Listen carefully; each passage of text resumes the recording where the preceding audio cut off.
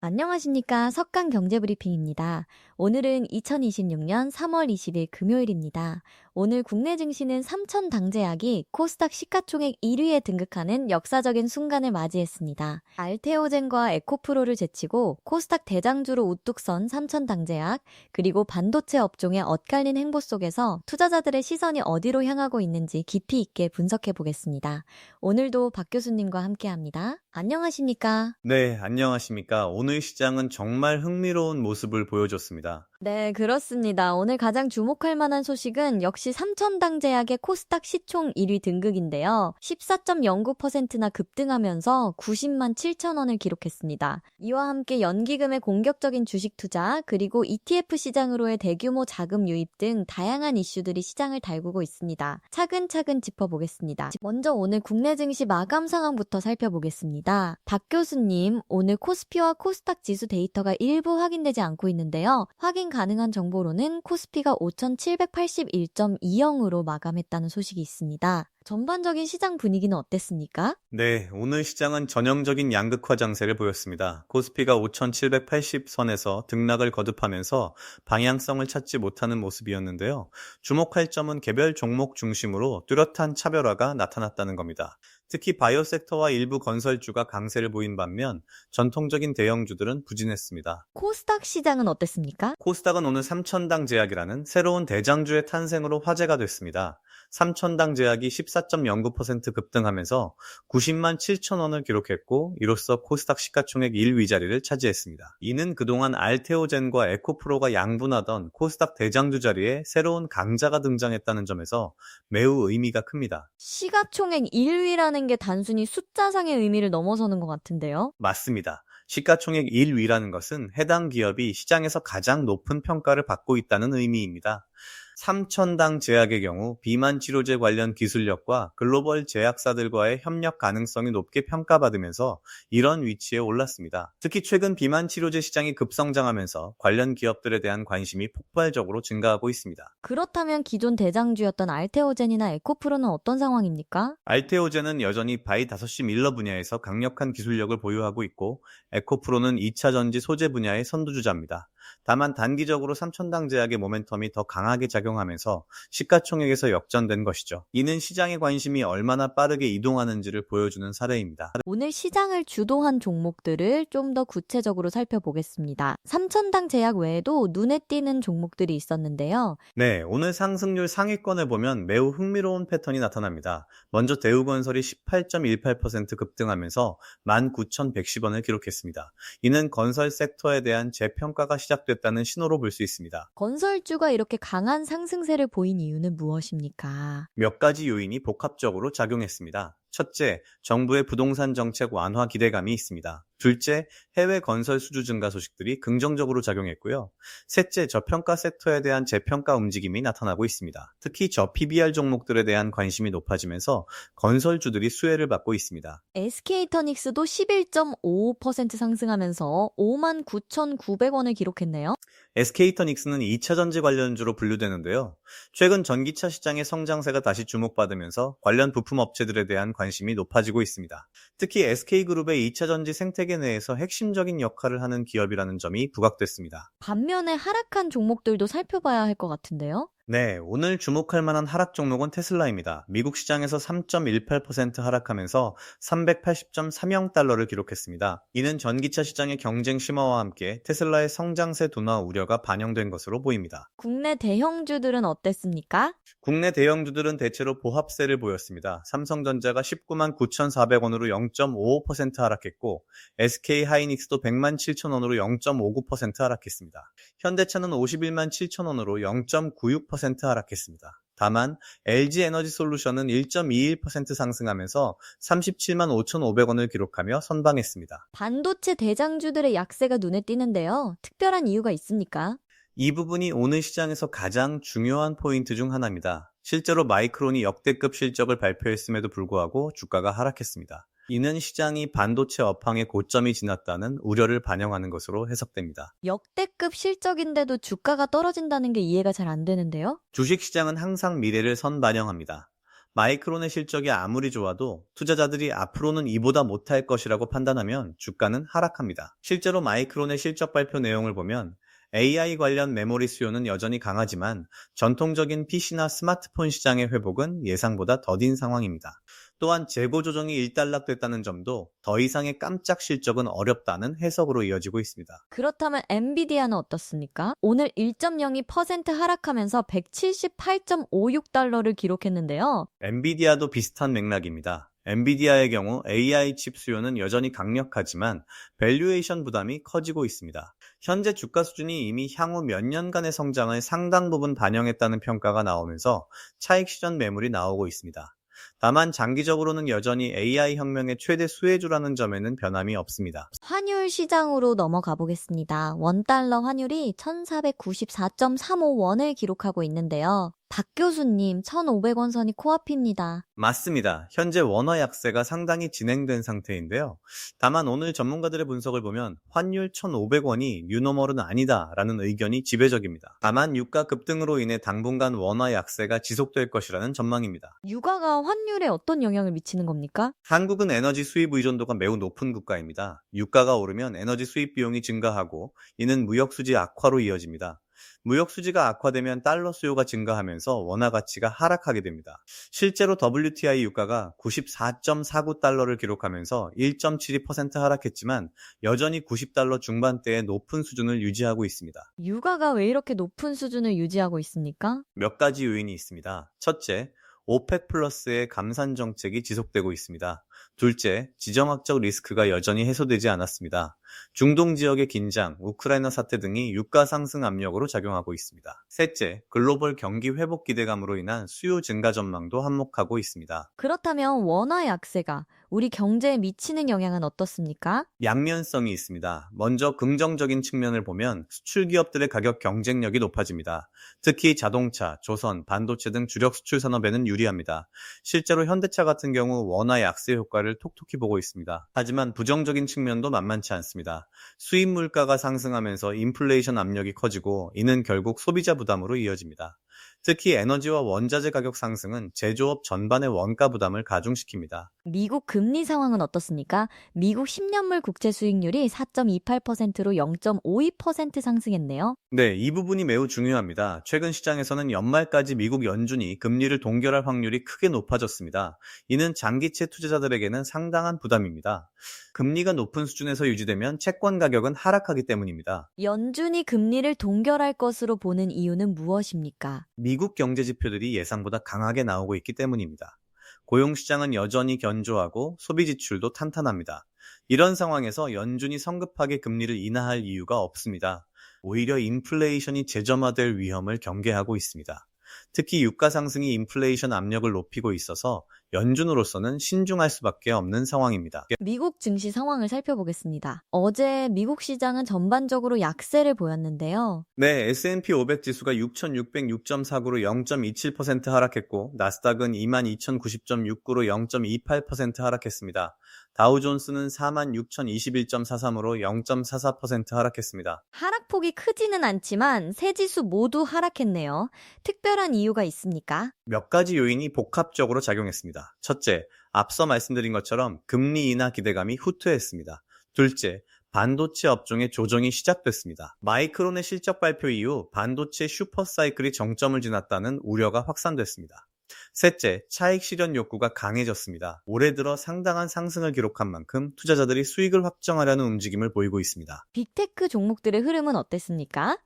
빅테크도 대체로 약세였습니다. 애플이 248.96달러로 0.39% 하락했고 엔비디아도 1.02% 하락했습니다.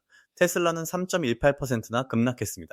다만 이는 단기 조정으로 봐야 합니다. 장기적인 성장 스토리에는 변함이 없습니다. TSMC는 어땠습니까? TSMC는 338.79달러로 0.23% 소폭 하락했습니다. TSMC는 세계 최대 파운드리 업체로 엔비디아를 비롯한 주요 AI 칩 업체들의 생산을 담당하고 있습니다. 따라서 반도체 업황에 대한 우려가 TSMC에도 영향을 미쳤습니다. 변동성 지수 VIX는 어떻습니까? VIX는 24.46으로 2.51% 하락했습니다. 이는 시장의 공포 심리가 다소 완화됐다는 의미입니다. 다만 여전히 20 중반대를 유지하고 있어서 시장이 완전히 안정됐다고 보기는 어렵습니다. 정상적인 VIX 수준은 15 이하인데 현재는 그보다 높은 수준입니다. 고려 아연 주가는 오늘 어땠습니까? 고려아연은 158만 7천 원으로 1.55% 하락했습니다. 경영권 분쟁이 장기화되면서 불확실성이 주가의 부담으로 작용하고 있습니다. 다만 고려아연의 펀더멘털 자체는 견고합니다. 아이언과 구리 등 비철금속 가격이 높은 수준을 유지하고 있고 2차 전지 소재 사업 진출도 긍정적입니다. 주식 거래 시간 연장 논란도 계속되고 있네요. 네, 이 이슈는 찬반이 팽팽합니다. 거래소 측은 글로벌 트렌드에 맞춰야 한다고 주장합니다. 미국, 유럽, 일본 등 주요 시장들이 우리보다 긴 거래 시간을 운영하고 있고 특히 미국 시장과의 시차를 고려하면 거래 시간 연장이 필요하다는 입장입니다. 반면 노조는 시스템 혼란과 직원 부담이 우려된다고 반대하고 있습니다. 투자자 입장에서는 어떻습니까? 투자자 입장에서는 거래 시간이 길어지면 더 많은 기회를 잡을 수 있다는 장점이 있습니다. 특히 직장인들은 오전 시간에 거래하기 어려운데 거래 시간이 연장되면 퇴근 후에도 거래할 수 있습니다. 하지만 유동성이 분산될 수 있고 변동성이 커질 수 있다는 우려도 있습니다.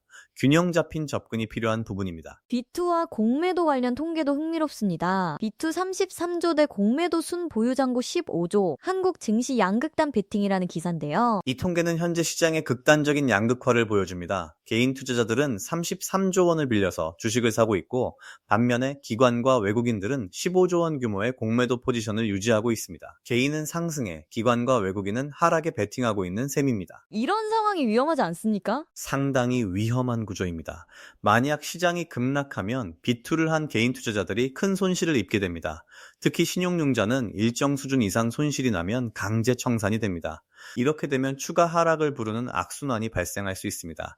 반대로 시장이 급등하면 공매도 세력이 손실을 입게 되고 이들의 환매수로 인해 추가 상승이 나타날 수 있습니다. 어느 쪽이든 변동성이 커질 수밖에 없는 구조입니다. 저 PBR 종목들에 대한 관심도 높아지고 있습니다. 네, 이재명 대표가 저 PBR 정책을 언급한 이후 관련 종목들에 대한 관심이 폭발적으로 증가했습니다. PBR이 1 미만인 종목들, 특히 금융주와 건설주들이 재평가 대상으로 주목받고 있습니다. 현대차가 고점 대비 17만 원이나 빠졌지만 오히려 이를 매수 기회로 보는 투자자들이 늘어나면서 순매수 1위를 기록했습니다. 저 PBR 투자 전략의 핵심은 무엇입니까? 핵심은 저평가된 우량주를 찾는 것입니다. 단순히 PBR이 낮다고 해서 다 좋은 것은 아닙니다. PBR이 낮은 데는 이유가 있을 수 있습니다. 사업 전망이 어둡거나 재무 구조가 나쁘거나 지배 구조에 문제가 있을 수 있습니다. 따라서 PBR이 낮으면서도 실적이 견조하고 배당도 잘 주고 자사주 매입 등 주주 환원 정책을 적극적으로 펼치는 기업을 찾아야 합니다. 전통적인 안전자산 시장을 살펴보겠습니다. 금 가격이 4,680.90달러로 1.74% 상승했네요. 네, 금은 여전히 강세를 유지하고 있습니다. 지정학적 리스크와 인플레이션 우려가 지속되면서 안전자산 수요가 계속되고 있습니다. 특히 중앙은행들의 금 매입이 꾸준히 이어지고 있어서 가격 지지 요인으로 작용하고 있습니다. 그런데 전쟁 나면 무조건 오르는 거 아니었어? 안전자산의 배신, 겁에 질린 금운동이라는 기사도 있던데요. 이 기사는 단기적인 변동성을 지적한 것입니다. 전통적으로 지정학적 리스크가 고조되면 금, 은, 동 같은 안전자산이 상승한다고 알려져 있습니다. 하지만 최근에는 이런 공식이 항상 들어맞지는 않습니다. 예를 들어 갑작스러운 위기 상황에서는 투자자들이 현금 확보를 위해 금까지도 매도하는 경우가 있습니다. 또한 달러가 강세를 보이면 달러로 표시되는 금 가격은 상대적으로 약세를 보일 수 있습니다. 암호화폐 시장은 어떻습니까? 비트코인이 7520.70달러를 기록하고 있네요. 비트코인은 현재 7만 달러 선에서 등락을 거듭하고 있습니다. 올해 초 비트코인 현물 ETF 승인 이후 크게 상승했다가 최근에는 조정을 받고 있는 상황입니다. 다만 장기적으로는 여전히 상승 추세를 유지하고 있다고 볼 수 있습니다. 비트코인에 대한 기관 투자자들의 관심은 어떻습니까? 기관 투자자들의 관심은 계속 높아지고 있습니다. 특히 인플레이션 해지 수단으로서의 비트코인에 대한 인식이 확산되고 있습니다. 다만 변동성이 여전히 크기 때문에 포트폴리오의 일부로만 편입하는 신중한 접근을 하고 있습니다. 일반적으로 전체 자산의 5% 이하 수준으로 비트코인을 보유하는 것이 권장되고 있습니다. 글로벌 이슈들을 좀 더 살펴보겠습니다. 박 교수님, 현재 글로벌 경제에서 가장 주목해야 할 리스크는 무엇입니까? 크게 세 가지를 주목해야 합니다. 첫째, 인플레이션의 재점화 가능성입니다. 유가가 90달러 중반대를 유지하고 있고 공급망 문제도 완전히 해소되지 않았습니다. 둘째, 지정학적 리스크입니다. 중동, 우크라이나, 대만 해협 등 여러 지역에서 긴장이 고조되고 있습니다. 셋째, 중국 경제의 둔화입니다.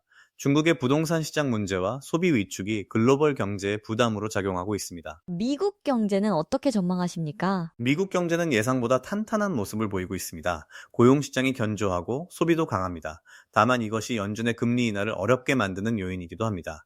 현재 시장에서는 연말까지 금리 동결 가능성이 높게 점쳐지고 있습니다. 이는 주식 시장에 부담으로 작용할 수 있지만 경기 침체 우려가 없다는 점에서는 긍정적입니다. 섹터별로 보면 어떤 업종에 주목해야 합니까? 현재 시점에서는 몇 가지 섹터가 유망합니다. 첫째, 에너지 섹터입니다. 유가가 높은 수준을 유지하면서 정유, 석유화학 업종이 수혜를 받고 있습니다.